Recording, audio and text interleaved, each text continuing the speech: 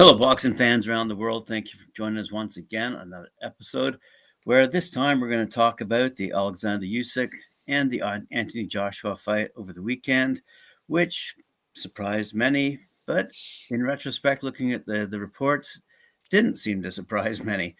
So my prediction was that Joshua had to knock out Usyk before the sixth round, or else he'd go the distance and be left in the hands of the judges. And what we saw was a pretty smart fight by Usyk. As a matter of fact, early in the rounds, round three comes to mind. He took it to Joshua.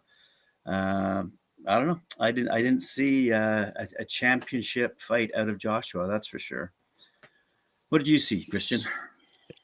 Nearly as good as how I predicted it to be. I said an Usyk points win. Yep. The only sort of deviation from that I had come fight days, I just thought, my God, I hope this doesn't land up being some kind of dodgy UK decision, because there's plenty of those around at the moment.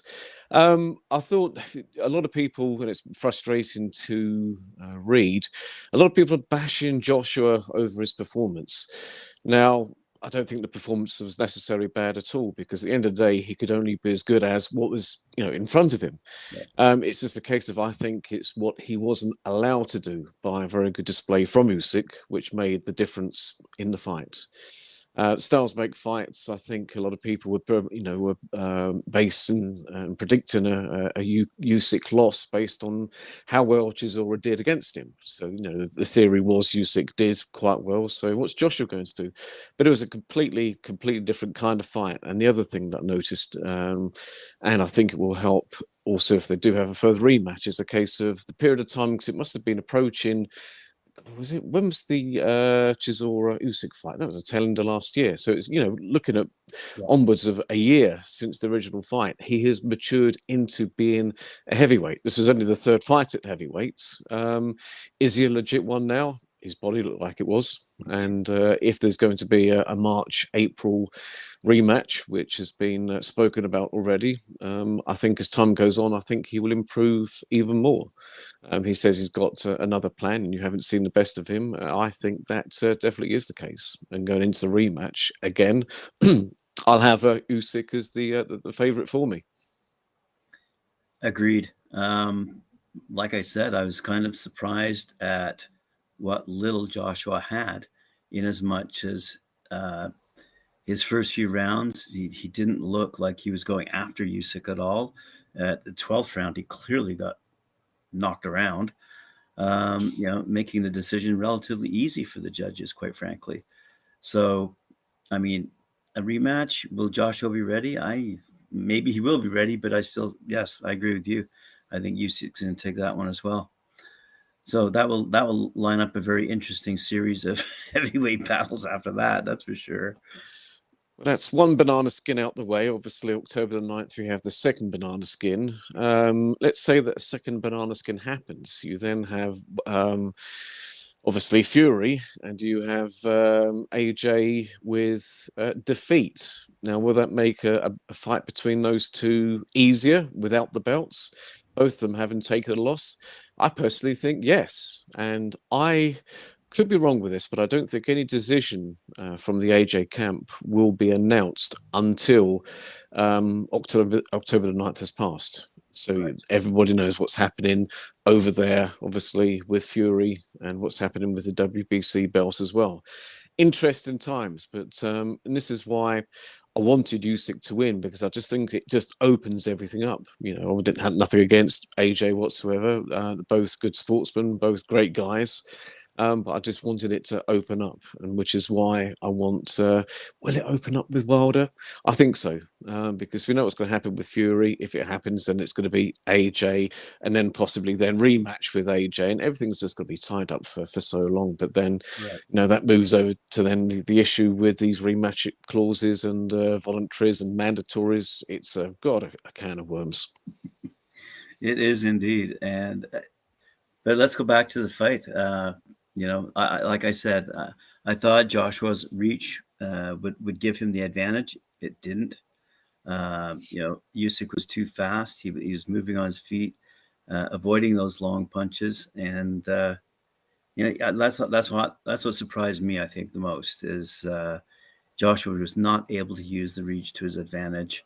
And Usyk got on the inside and clipped Joshua quite a few times, quite frankly. So, and I thought that's the one thing that was lacking, or the one thing I got wrong. I thought it was going to be closer. I thought Joshua would have possibly had Usyk down sort of early on. That didn't happen, but you can't predict it exactly.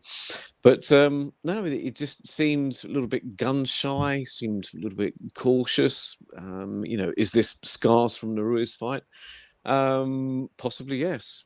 Because of Usyk was landing. Since the in the Ruiz rematch, AJ, well, he didn't have to worry too much about what was coming his way because Ruiz ate himself out of that fight. So what do you have in between?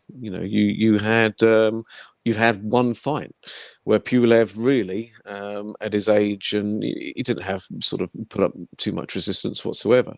I still think the scars from the Ruiz fight. He was being clipped in that first round from Usyk, and I just think he went into like a semi-shell. He certainly wasn't the AJ that everybody remembers him for. And in the rematch, as a lot of people have quite rightly said, his chance has got to be the old AJ. You're not going to outbox the boxer. You've got to outpunch the boxer. yeah. It's going to be the only way in which AJ has any chance. But I think again that will still then fall into Usyk's hands if he comes out throwing. That would probably actually work into Usyk's favour. So whichever way I think AJ goes about it, I think he's going to lose. Switch of trainers people have been harping on about. I don't really think so. It's that good old situation. Somebody loses, blame the trainer. Is he that bad a trainer? We had a lot of success, with him up until Ruiz. And you just need the old AJ back under McCracken. That would be fine. Interesting. So, what's next? Well, from this bout, I was so disgusted. I'm not one for how can I put it, putting myself and being vocal on Twitter. But the moment the Campbell Hatton fight finished, I went straight on there, typing my disgust. I never air my views. Usually with Twitter, I go on there and just type, just read the headline, whatever it is, and then I run. But I went straight on there because I was disgusted that Paul Champ to come in. He came in, late notice, but he came in fit. Travelled over here only to be shafted by the referee scorecard, which was absolutely disgusting. And it just adds another bad decision on the form which the UK is having currently. There's been so many of them. We can go back to Ebony Bridges. We can go back further. There's been such a good run. And it appears to visiting boxers that UK is becoming the new Germany, how Germany was in the 90s. It's a sad state. That sticks out when you mention the whole card. Obviously, the great win by Usyk, but the stinker of a decision from the referee. It was horrible. But apparently, everyone around Hatton has been pushing him to take the rematch with him. Even Eddie Hearn was, which was really good to see. So if they do that and do create the rematch, giving the guy a chance to right the wrong, even if he did clearly win the bout, at least that's fair, kind of. Yeah, I mean, it goes back to what we've been saying for a long time. Don't leave it in the hands of the judges. And there's an excellent example once again that you've rightly pointed out that was left in the hands of the judges, and lo and behold, we get a robbery. So, boxing's got a history of that, and they've got to change it. And yep, UK is bad. I'm just wondering though if they need electronic help, technology. Yes, something needs to happen, or if they use 3 judges lower down the fight card. But there's been some stinkers recently. It's been awful. Yeah. What did you think of the overall card? I was just about to say, do you think it was value for money? But then I guess you had it on DAZN over with you. Right. Obviously, I was watching it in the UK, which was $24.95 pay-per-view. Could be worse, I guess. some of the pay-per-views in US are a lot more expensive than that, but the issue, when you're watching that though, even if it's $24.95, knowing that somebody else, okay, end of September it changes obviously to the higher price, but people were paying £1.99 for that. That's criminal. And you've got the rest of the world watching it for that price. But I thought it was a reasonable card. A shame to see the fighter Castillo carried out on a stretcher. But all the reports have been that he was fine. Obviously, that shows that Callum Smith has got some firepower up at light heavyweight, which is very interesting to see. Yeah. How did you see it? I thought I'm agreeing. I was just about to use the word decent, and I think Carl beat me to that word. But I thought it was a decent card. I'm more excited, quite frankly, about the October 9 card. Yes, but absolutely. Yeah. But good value for money last night. I mean, 2 nights ago. So decent card put together. Yep, Lawrence Okoli. That was a good result. Expected. Yeah. I mean, the challenger wasn't really known. How he became, WBO mandatory, I really don't know. But you can only beat what is in front of you. But he did it and did it in style. Yeah. So as Eddie Hearn was saying, that he's got to go now in with one of the top sort of 3 guys. At least they're pushing for that, which is a good thing, and not protecting that fighter. Just trying to think on the bill, who else was there? We had obviously Callum Smith. We had Florian Marcoux against Maxim Prodan. Now that was interesting with the scoring with that one, because I don't think that should have been a split decision. I think Marcoux won handily, but as soon as they mentioned split decision, I just thought, oh, come on, only in the UK. I thought it was a good performance from Marcoux. He certainly has improved since his early pro days, where he had a draw with somebody that he should not have had a draw with. Marcoux looked very good, and so did Prodan. It was a very good fight. And that did, without fights like that did add to the card. I thought it was a very good fight. I thought sort of, halfway it was anybody's fight. Yep. That was a good bout. Yep. But Mr. Hatton, he's got to go. He has to go off of these big cards. Co-main event to the co-main event. When that was your 4th professional fight with 0 KOs. It's not really a good look. And I know that the camp apparently are thinking about taking him off these big shows and having the big bright light on him and putting him on the smaller cards. Personally, I can't see it happening once they've had him up there on the pedestal with that very bright light shining on him. But I think the damage is done. I think, the chap, he had limited amateur experience. He's not his father. The hurricane, it's a hurricane without puff as far as I'm concerned. That's 4 wins, should be 3-1, but with 0 KOs. It's not looking good for him. I don't want to be negative. He's 20. There's a lot of time to improve, but I've been saying to a lot of people, accident waited to happen with this chap effectively beating him, didn't get a decision, was no surprise. I even thought, was not just trying to be wise after the event, but when I saw this chap was fit at the weigh-in, I thought this is going to be a problem for Hatton. And that was just with somebody who had a losing record, but because he came in fit, short notice, I thought it was going to cause Hatton big problems, and he did. Yeah. But overall, I think it was a good card. Obviously the main event was absolutely fantastic. But as you say, October the 9th, that is the one I'm looking forward to. I am looking forward to the main event, and the rest of the card. I think it's probably I love heavyweights, but I think it's probably the best undercard I've seen. I can't think of a better one, to be honest with you. Yeah, I'm really enjoying what I'm seeing in terms of matchups. That is going to be a great night. Great night. A lot of questions going to be answered. Yeah. Whether it's a case of they've had to match up these unbeaten fighters because of everything is so clogged at the top, which it is. I mean, what's going to happen at the top, I really don't know. But I think they've had to start, putting some unbeaten fighters in with unbeaten fighters just to find out where they're at, because there is a queue. It's worse than queuing for petrol over here in the UK at the moment. It's clogged up, and either way, with Wilder or Fury, it's still going to be clogged. I mean, if Wilder wins, he'll be either facing Fury. No, that's not going to happen. Actually, I'll take that back. There's not going to be a fourth bout. Never.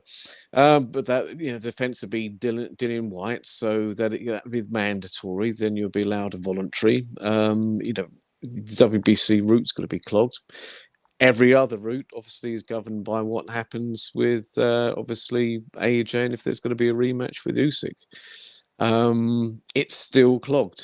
It's a little bit clearer now, but still very clogged. But no, October the 9th, that is the one.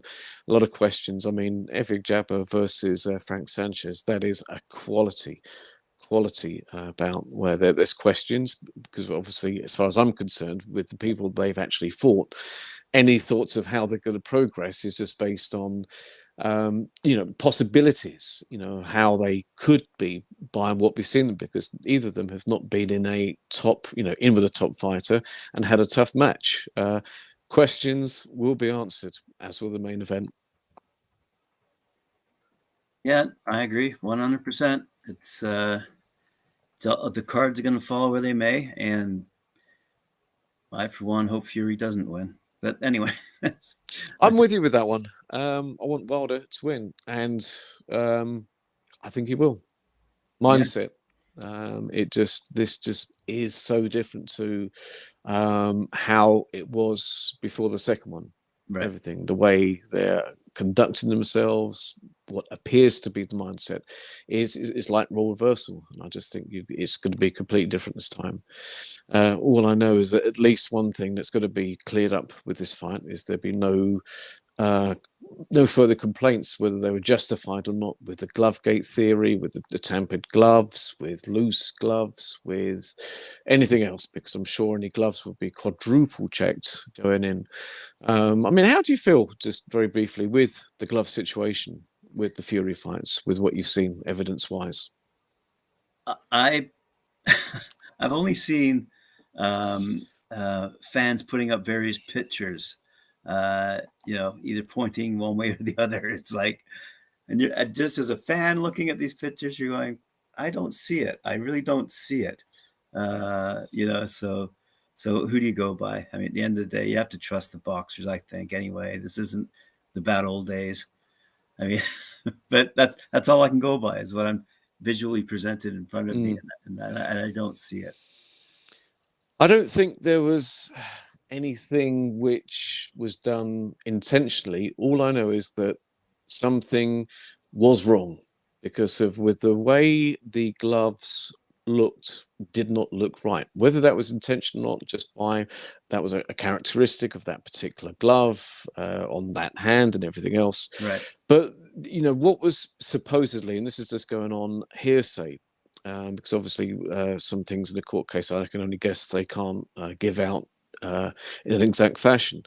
But apparently, some of the decision with the arbitration for it to be ruled was based on some of the issues with this GloveGate theory.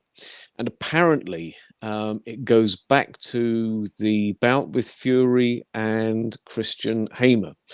And if you go to the Kristian Hamer fight, I do believe it was that fight. I'll send you the link later. You'll actually see that the referee, Marcus McDonnell, goes over, effectively just gives him the last good luck, checks, whatever, and notice that the glove, I was just about to fall into that trap and say had been tampered with, but where you have the thumb had been taken off of the glove, in between being checked by the British Boxing Board of Control and by the time they got to the ring. To the point of Marcus McDonnell was there, plain to see, shaking his head over what possibly had happened. This is not slowed down. It can't be doctored. This was a fact, and this certainly does bolster, I think, the claims that there could be some type of wrongdoing, whether it just be a little bit of a bending something, the rules with something. I don't think there's anything being done, in a bad malice way. This is not going back to the early 80s with Billy Collins Jr. and have him plaster casted hands and all that kind of stuff. It's not to that level, but something just doesn't seem right. And I have played and played and replayed and gone through and slow motion and this, and just something doesn't look right. And I can't for the life of me put my finger on it exactly. But this has appeared more recently, and it just makes you think. But going back to the original point I mentioned, is at least from that fight, it is going to put all that to bed, because everything is going to be more than checked. So if Fury does repeat how he was in that second fight, then he's going to be viewed as a devastating puncher that going in with Sugar Hill Stewart, where he did his magic and was able to turn him from a pillow fist over to somebody that was able to be a devastating puncher, as it looked in the second fight with Wilder. Yeah. All questions to be answered. There is so many questions, and I think it's going to be answered in an emphatic way by Wilder. Yeah, very well said. I appreciate those sentiments and I agree with them completely. I've said it before. It's more for me a personal level. I just don't. I used to like Fury. Yep. But I just don't. As time moves on, as personalities become more obvious, I really like the way Wilder's handling himself publicly, and I don't like the way Fury's handling himself publicly. So, this is a fan game, and yes, it's a sport. Yes, it's a business, but at the end of the day, it's for the fans, and I'm a fan. And do I like Fury? No. Well, the one thing is that at the end of the day, we're still say just under 2 weeks away from it. There's still time for the bout not to go ahead, and I'm not going to be 100% happy until I see them gloved up, walk into the ring.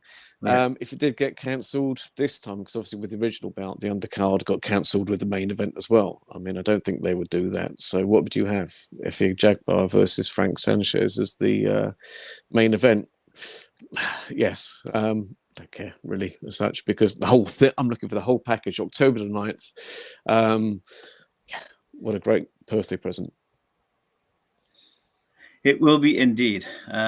We have one quick comment I'd like to address. That's courtesy of Carl. How can you back Wilder when he says about taking Fury's life, etc.? How could I back him? As far as being a winner, or personally? Personally, I don't dislike Fury, but I used to be on the Fury bandwagon in a big way. I used to be also on the bandwagon of Wilder. I thought he was, a top chap. But again, it's comments like that where personally, yes, it's left a bit of a sour taste in his mouth, where obviously he goes OTT. I know it's the fight game and everything else, but yes, absolutely, I'm not a Wilder fan. So I'm not a fan of either of them.